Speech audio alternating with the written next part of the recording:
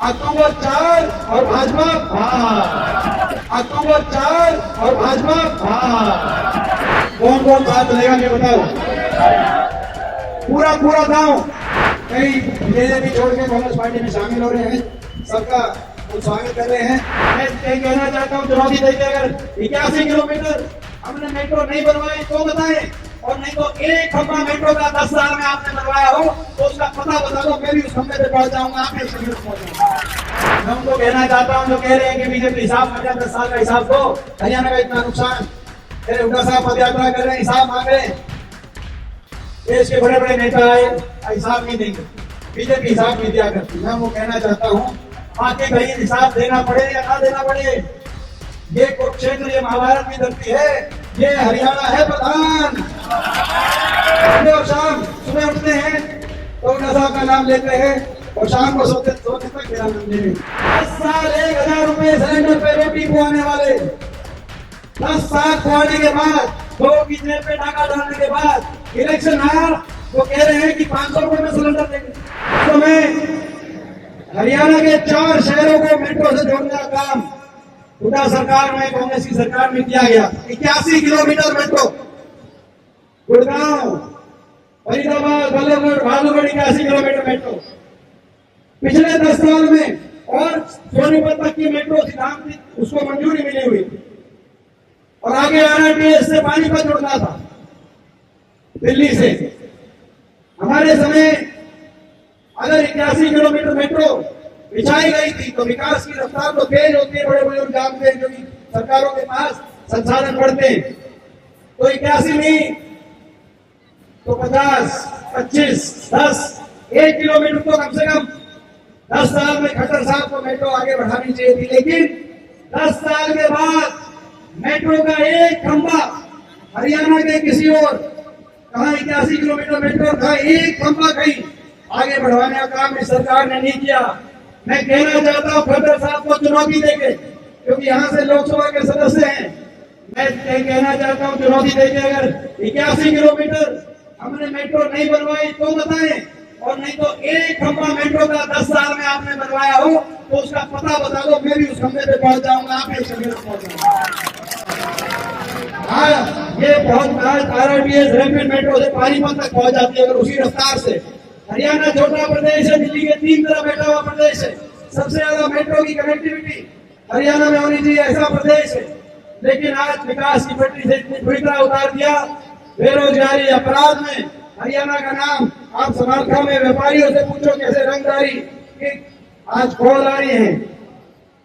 आपको याद होगा वो समय भी 2004 से पहले जब चौटाला भाजपा की सरकार थी, उस समय भी कानून व्यवस्था बिगड़ी हुई थी, तब फिरौतियों की कॉल आती थी। जेलों से फर्क इतना है कि अब फिरौतियों की कॉल आ रही है जेलों से भी, विदेशों से भी। मगर इन अपराधियों को मैं कहना चाहता हूं जब कांग्रेस की सरकार बनी हुड्डा साहब के नेतृत्व में तो सारे अपराध और अपराधियों का हरियाणा से सफाया हुआ था कि नहीं हुआ था, मैं आपसे पूछना चाहता हूँ। और अमन चैन शांति, 10 साल तक अमन चैन शांति, कानून व्यवस्था में कभी गड़बड़ी नहीं हुई। आज भी इन अपराधियों को हम जो चुनौती देते हैं, मात्र 40 दिन का समय रह गया, क्योंकि अक्टूबर 4 और भाजपा बाहर। तो भाई अक्टूबर भाजपा बाहर, अपराधियों अक्टूबर 4 उससे पहले तुम भी हो जाओ बाहर। ठीक बात है ना, नहीं तो हरियाणा में जगह नहीं मिलेगी, ये इनको हम कहना चाहते हैं। और जब इनसे सवाल पूछते हैं, मैंने ये पदयात्रा शुरू करी, आज ये 52वां हल्का है इसमें आज पदयात्रा है, और फिर मिला रहे इस बात से कि हिसाब मांग रहे। जब हिसाब मांगते हैं कि इतना हरियाणा का नुकसान कर दिया, और नुकसान से भी ज्यादा अभिमान, अहंकार, ऐसा सरकार का अहंकार किसी ने नहीं देखा होगा। हर वर्ग को सड़क पे लाने वाली सरकार ये साबित हुई। हमारी भी सरकार रही हरियाणा में 10 साल, किसी वर्ग को आंदोलन नहीं करना पड़ा, किसी वर्ग को सड़क पे नहीं आना पड़ा। अगर धरना हुआ तो शाम तक बातचीत करके मान सम्मान से कोई ना कोई समाधान निकला। और इस सरकार में कर्मचारी और पेंशन स्कीम के लिए गए चंडीगढ़, उन पर लाठीचार्ज, सरपंच अपने अधिकारों के लिए गए, उन पर लाठीचार्ज, आंगनबाड़ी आशा बहनें हमारी गई, उन पर लाठीचार्ज, मनरेगा के मजदूर अपनी मांगों के लिए गए, उन पर लाठीचार्ज। 1 साल तक किसान 500 महिला आंगनबाड़ी की पूरे हरियाणा से आई हुई है। ये देश की अध्यक्ष है, तो कह रहे कि हमारे ऊपर इस सरकार ने लाठीचार्ज हरवेश किया। आंगनबाड़ी बहनों की, आशा वर्करों की, मिड डे मील वर्करों की और मनरेगा की, हमारे मजदूरों की सारी मांग पहले झटके में मंजूर करके मांगने का हम काम चलेगा और सम्मान। और आपने देखा हर वर्ग को धरने करने पड़े, आरती भाइयों को धरना करने पड़े, कोई सुनवाई नहीं। किसान 1 साल तक बैठा रहा। 750 किसानों की जान की कुर्बानी लेने वाली ये सरकार साबित हुई। 750 किसानों की जान की कुर्बानी लेने वाली ये सरकार साबित हुई। आज तक उन किसानों के प्रति सहानुभूति के 2 शब्द भाजपा में बोलने पे प्रतिबंध है। कोई अगर ये भी कह देगा कि इनकी मांग नहीं मानते, लेकिन जो परिवार उजड़ गए, जिनके घर का चिराग बुझ गया, उनके प्रति हमें सहानुभूति है, उसको भाजपा, मैं समझता हूँ कि भाजपा में ऐसे बयान भी स्वीकार नहीं किए जा रहे। आज तक किसी एक ने सहानुभूति के 2 शब्द किसानों के लिए नहीं कहे। हमारे छोटे छोटे बच्चों को 5000 स्कूल बंद कर दिए सरकार ने। हमारे समय 2352 नए स्कूल हरियाणा के अंदर सरकार ने बनाने का काम किया था। हर सरकार ने बनवाए देश की आजादी से लेकर अब तक, मगर ये पहली सरकार साबित हुई एक नया स्कूल नहीं। सरकारी क्षेत्र में 5000 स्कूलों को मर्ज कर दिया या बंद कर दिया। 1 साल से कोई सरकारी स्कूलों में शिक्षकों की भर्ती नहीं। छोटे छोटे बच्चों को 500 स्कूल में धरने चले। 500 स्कूल में पहली, दूसरी, 5वीं क्लास के बच्चों को 6 महीने धरने में बैठना पड़ा। स्कूल के बच्चों को धरनों में बैठने से लेकर हमारी बेटियों को जो दिल्ली में न्याय के लिए हमारी खिलाड़ी बेटियों को बैठना पड़ा, जो अपने न्याय मांग रही थी कि हमें न्याय दो, इंसाफ दो, लेकिन इस सरकार ने 6 महीने तक FIR भी नहीं दर्ज करी। 6 ओलंपिक विजेता ऐसी बेटियां, उनका क्या कसूर था? विनेश फोगाट का क्या कसूर था? साक्षी मलिक का क्या कसूर था? मैं आपसे पूछना चाहता हूँ, 6 महीने तक उनके कहने से FIR तक भी दर्ज नहीं हुई है। तो वो देश है, यहाँ अपने दुश्मन की बहन बेटी की भी इज्जत को अपना है, खुद की इज्जत माना जाता है। देश की संस्कृति है। ये वो देश है जहाँ महाभारत में बहन बेटी की इज्जत की बात आई तो यहाँ से कुछ कोस दूर महाभारत कुरुक्षेत्र के मैदान में महाभारत का युद्ध लड़ा गया। यहाँ पर हमारी बेटियां दिल्ली में सड़कों पे उनको घसीटा गया और दिल्ली के 3 तरफ बसा हरियाणा, हम जाकर अपनी बेटियों को मान सम्मान भी नहीं दिलवा पाए। मैं सरकार से कहना चाहता हूँ कि सरकार ने हरियाणा को तो विकास की पटरी से तो उतारा, लेकिन अहंकार में, सरकार के अहंकार में भी इन्होंने रिकॉर्ड बनाने का काम किया। 10 साल किसी की कोई सुनवाई नहीं। 10 साल हरियाणा के भविष्य को चौपट करने वाली सरकार। अब भी आपने देखा जब बीजेपी के पास ये रिपोर्ट गई कि हरियाणा में लोगों का मन बदल गया है। बदल गया कि नहीं बदल गया? जब ये रिपोर्ट गई कि हरियाणा में बदलाव की तरफ हरियाणा ने कदम बढ़ा लिए, जैसा लोकसभा चुनाव में आपने देखा देश में सबसे ज्यादा विपक्ष की, सबसे ज्यादा कांग्रेस पार्टी की, कहीं अगर मत प्रतिशत लगभग 48% मत कहीं अगर कांग्रेस पार्टी को मिला देश में, तो हरियाणा प्रदेश में मिला। हमारी ना सिर्फ 5 लोकसभा सांसद आए, लेकिन बीजेपी से ज्यादा मत प्रतिशत भी मिला और बीजेपी से ज्यादा विधानसभा सीटों पर कांग्रेस पार्टी को बढ़त भी मिली। तब जब बीजेपी के पास रिपोर्ट गई कि नीचे बीजेपी के से लोगों का मन भर गया है हरियाणा में, तो इन्होंने विचल के आनंद फानंद में बहुत कुछ बदल दिया और बदल रहे। इन्होंने अपना उप मुख्यमंत्री बदला कि नहीं बदला? अपना प्रदेश अध्यक्ष बदला कि नहीं बदला? अपने मुख्यमंत्री का चेहरा बदला कि नहीं बदला? इलेक्शन की पिछल के तारीख भी बदल दी कि नहीं बदल दी? और अब फिर दोबारा से तारीख बदलने के लिए अर्जी देती कि नहीं देती? मगर अपना अहंकार नहीं बदला। जब हमने कहा कि हिसाब दो, तो कहा बड़े बड़े भाजपा के केंद्र से नेता आए, दिल्ली से नेता आए और कहा कि हुड्डा साहब हिसाब मांग रहे हैं, बीजेपी हिसाब नहीं दिया करती। मैं उनको कहना चाहता हूं जो कह रहे हैं कि बीजेपी हिसाब मांगा, 10 साल का हिसाब दो, हरियाणा का इतना नुकसान, मेरे हुड्डा साहब पद यात्रा कर रहे हैं, हिसाब मांग रहे हैं। देश के बड़े बड़े नेता आए, हिसाब नहीं देंगे, बीजेपी हिसाब नहीं दिया करती। मैं उनको कहना चाहता हूँ, बाकी कहीं हिसाब देना पड़े या ना देना पड़े, ये कुरुक्षेत्र, ये महाभारत की धरती है, ये हरियाणा है प्रधान। हरियाणा वाले ठगे जा सकते हैं, हरियाणा वाले ठगे जा सकते हैं, हरियाणा वाले सीधे हैं, हम शरीफ हैं, ठगे भी जा सकते हैं। लेकिन जब कोई ठग के जाता है तो उससे हिसाब लेना भी जानते हैं और उसका हिसाब चुकता करना भी जानते हैं। और ये हरियाणा है, अब बदलना था तो आपको अपना अहंकार बदलना था, आपने सब कुछ बदल दिया।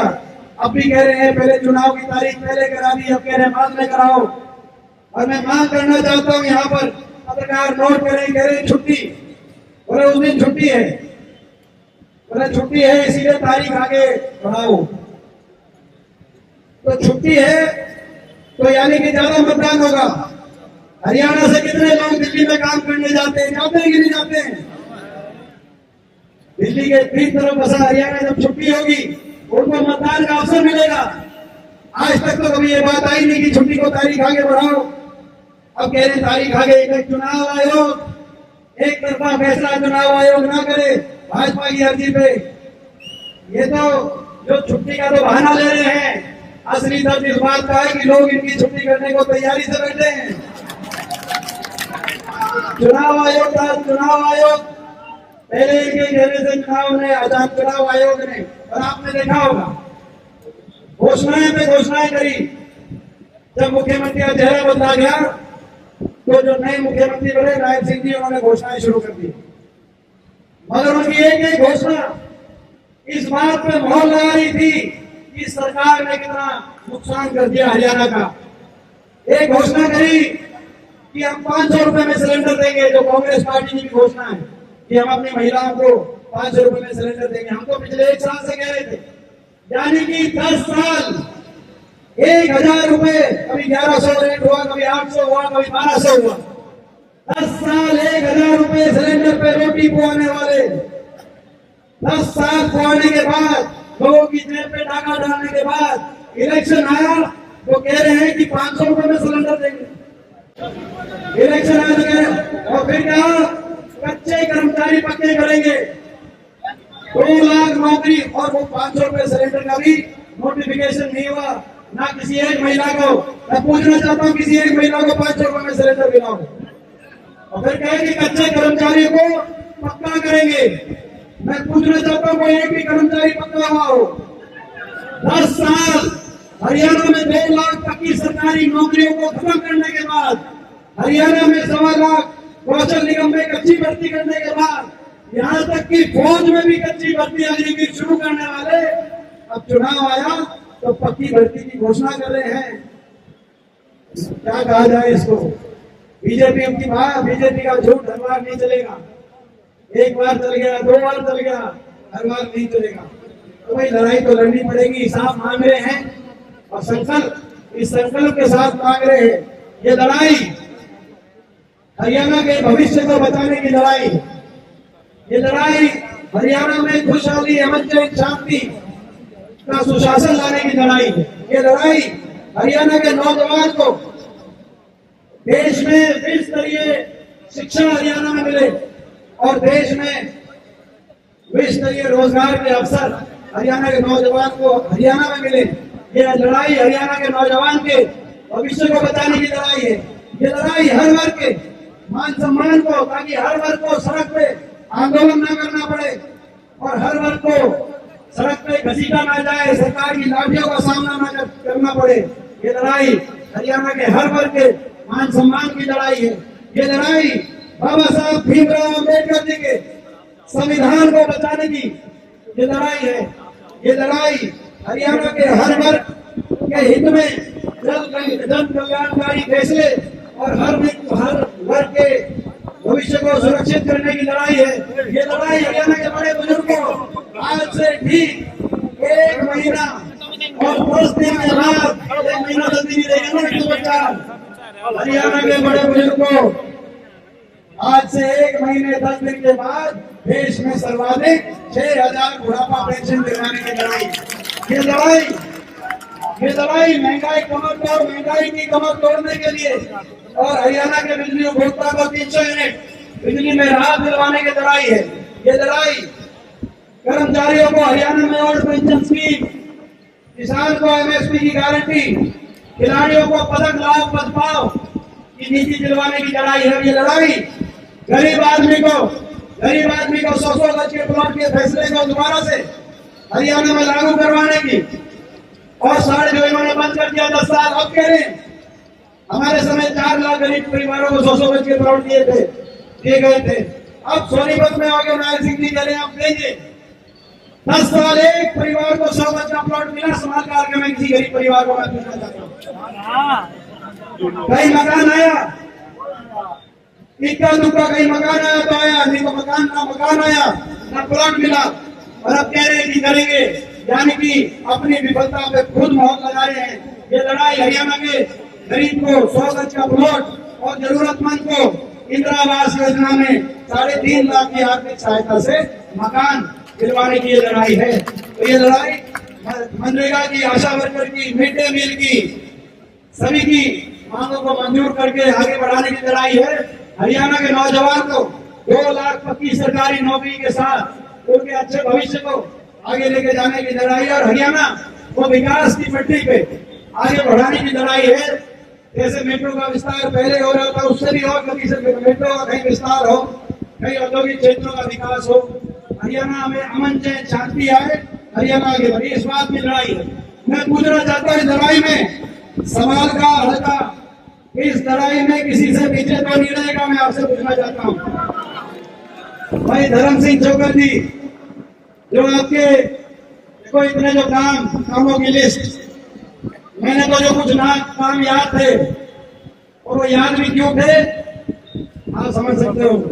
आपके मजबूत वकील थे, जो आपके वकील वो एक बात के लिए कई बार वो प्रयास करते थे, तभी वो याद थे। तो ये जो मजबूत यहाँ से आपने जनप्रतिनिधि के रूप में मौका दिया धर्म सिंह चौकर जी को, और इन्होंने उससे भी मजबूती से आपकी वकालत करी, और कोई ईमानदारी से वकालत करे और अपने क्षेत्र को विकास में आगे लेके जाए तो उसकी मेहनत को कभी भूलना नहीं चाहिए। मैं आपसे कहना चाहता हूँ तो ये मौका है समाज का हल्का, ये हमारे हरियाणा का मध्य सेंट्रल पॉइंट पड़ता है, बीचल हमारे लिए तो धरती का बीचल है कि नहीं हमारे तो हरियाणा भाई हरियाणा के मध्य में पड़ता है। समाज का हल्का गेटवे, हरियाणा का गेटवे है, इस तरफ से आ जाओ, इस तरफ से आ जाओ। तो यहाँ से जो संदेश जाएगा उसकी गूंज पूरे हरियाणा में सुनाई देगी। तो भाई समाज का हल्का आशीर्वाद देने में, कांग्रेस पार्टी को आशीर्वाद देने में, धर्म सिंह चौकर जी को आशीर्वाद देने में पीछे तो नहीं रहेगा समाज का। और भाई मैं ये आपसे एक और पूछना चाहता हूँ, भाई इतना आशीर्वाद का जोर से आप दे रहे हो, ये तो मैं मान गया, और आज जो नारे आपने लगाए उन नारों की गूंज भी, और जिस जोर से आपने लगाए गूंज भी हरियाणा कोने कोने में जाएगी। कई बीजेपी वालों को बड़ी तकलीफ होगी, कईयों को मैं देख रहा हूँ सुबह और शाम उनकी जबान पे हमी है। सुबह और शाम, सुबह उठते हैं तो हुड्डा साहब का नाम लेते हैं और शाम को सोते तक मेरा नाम ले रहे हैं।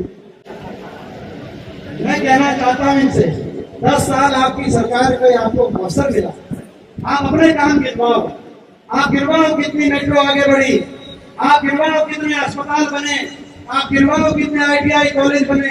अपने कामों के आधार पर लोगों के बीच में जाओ। 10 साल के बाद भी आप हमें निशाने में रख के जा रहे हैं। तो खैर, तो अब ये पदयात्रा का भी प्रोग्राम है, पदयात्रा का भी है, तो पदयात्रा का भी प्रोग्राम है। अभी 1-2 को ज्वाइनिंग कराएंगे, उसके बाद पदयात्रा में चलेंगे। कितने किलोमीटर की है पदयात्रा भाई? 1 किलोमीटर की है। कितने जोश से नारे ला रहे थे, अब न्यू बताओ भाई। 1 किलोमीटर की पदयात्रा बताई, 1 किलोमीटर तो मैं कहना नहीं होता। कौन कौन साथ चलेगा नहीं बताओ? पूरा गाँव देखो भाई, गाँव 1 किलोमीटर कौन चलेगा? साथी बताइए कोई हिसाब ना। सारे चलोगे? अगर धूप हुई तो भी चलोगे? अगर अगर राम बरस गया तो भी चलोगे? मदद मदद है। तो भाई तो सबको चलना है और बड़े जोश के साथ होश से चलेंगे। अच्छा चलेंगे आगे चलेंगे। हमारे बेटे कई बीजेपी छोड़ के कांग्रेस पार्टी में शामिल हो रहे हैं, सबका हम स्वागत कर रहे हैं। भाई बड़े समझदारी से चलना पड़ेगा। बड़े बुजुर्ग भी साथ है, महिलाएं भी साथ है, तो ज्यादा तेज नहीं चलेंगे क्योंकि मेरा बाबा हल्का हो गया, थोड़ा बुजुर्गा हो गया। तो मैं 2-3 बातें बड़ी नोट करके सुनना, आराम से चलेंगे। नंबर एक पूरी बात सुनो भाई, अभी चल पाएंगे। आप अभी यही रहना, पहले हम आगे जाएंगे क्योंकि अगर हम आगे रहेंगे तो मीडिया उसको कवर करता है। एक मीडिया की वैन आपको दिखाई देगी, मीडिया की वैन के पीछे हम लोग चल रहे होंगे, करण सिंह जी और आप हमारे पीछे चलना, बिल्कुल आराम से चलेंगे, कोई जल्दी नहीं चलेंगे, ज्यादा तेज नहीं।